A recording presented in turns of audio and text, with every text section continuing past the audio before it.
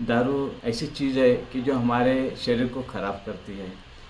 हमें मालूम होता है ये चीज़ ख़राब है, फिर भी हम लेते हैं।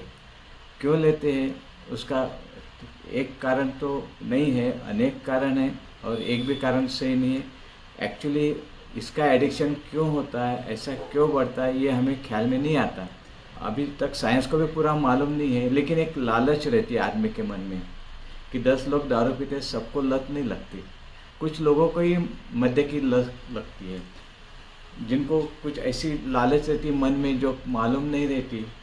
हमारे सबकॉन्शियस माइंड में ऐसा कुछ परिवर्तन होता है कि जिसका कारण व्यक्ति दारू पीता है। जब भी दारू पीता है तो पहले वो मुंह में जाती, मुंह से गले में जाती, गले से फिर पेट में जाती है। एक कुछ ऐसा रसायन है कि एक ऑर्गेनिक केमिकल है कि जो मुंह के चमड़ी पे असर करता है, फिर अन्ननलिका के त्वचा पे असर करता है और पेट के त्वचा पे असर करता है। और जो भी रुचि कलिका रहती है हमारे जबान पे, और रुचि कलिका का जो संवेदनशीलता है कम होता है। ये संवेदनशीलता कम होने के कारण हम फिर ज़्यादा तीखा खाना चालू करते, ज़्यादा मसाले का खाना चालू करते, और फिर हमारे जबान को जो भी कुछ लगता है वो ज़्यादा तेज होना, तभी हमें मज़ा आता है। जैसे शराब अंदर जाती है तो अन्ननलिका पे असर करती है, वहाँ भी कुछ दाहा होता है, तैयार होता है, और कुछ बधिरता आती है। जैसे फिर पेट में जाती है तो एसिडिटी बढ़ती है, पेट में जाता है तो वहाँ कंसंट्रेशन बढ़ता है एसिड का, फिर एसिडिटी बढ़ती है। शुरू में जब भी हम दारू पीते हैं तो शुरू में एक किस्म का उत्साह लगता है, लेकिन उसका आदत लगने के बाद उत्साह उतना नहीं रखता।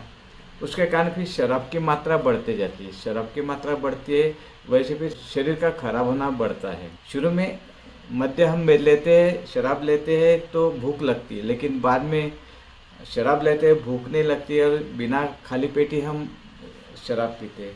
उसके कारण क्या होता है कि पेट खराब होता है, पेट में दाह होता है, पेट में अल्सर होता है, स्टमक में अल्सर होता है, कभी उसके कारण ब्लीडिंग भी हो जाता है। फिर वो पूरा डाइजेशन सिस्टम डिस्टर्ब होता है, फिर आगे चल के इंटेस्टाइन रहता है वो भी डिस्टर्ब होता है। इस डिस्टर्बेंस के कारण क्या होता है कि हमारा डाइजेशन पे असर होता है।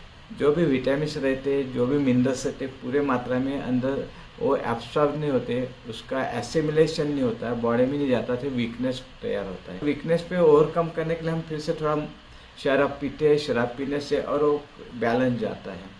अभी हम जो भी शराब पीते हैं तो शराब जब शरीर के अंदर जाती है तो टॉक्सिन है। शराब ये अन्न नहीं है, शराब ये दवा नहीं है, शराब जो भी है वो केमिकल है। और जब वो शरीर में जाता है तो लीवर में उसका डिटॉक्सिफिकेशन होता है। शरीर में डिटॉक्सिफिकेशन होता है तो लीवर के ऊपर लोड आ जाता है, जो काम नहीं करना चाहिए वो काम करना पड़ता है लीवर को, तो लीवर पे ओवरलोड हो जाता है। और ऐसा बार बार होने लगा कर तो जो लीवर की जो सेल्स रहती है, पेशियाँ रहती है, वो टॉक्सिक हो जाती है, बीमार हो जाती है, उसका हेल्थ बिगड़ता है। मेनली जो लीवर रहता है ना, वो लीवर शरीर में डिटॉक्सिफिकेशन का काम करता है। शरीर में जो भी विष आया रहता है, पॉइजनस सब्सटेंस आए रहते हैं, उसको डिटॉक्सिफाई करता है, और फिर उसको किडनी की तरफ या स्किन की तरफ या लंग की तरफ बाहर फेंकने के लिए भेजता है।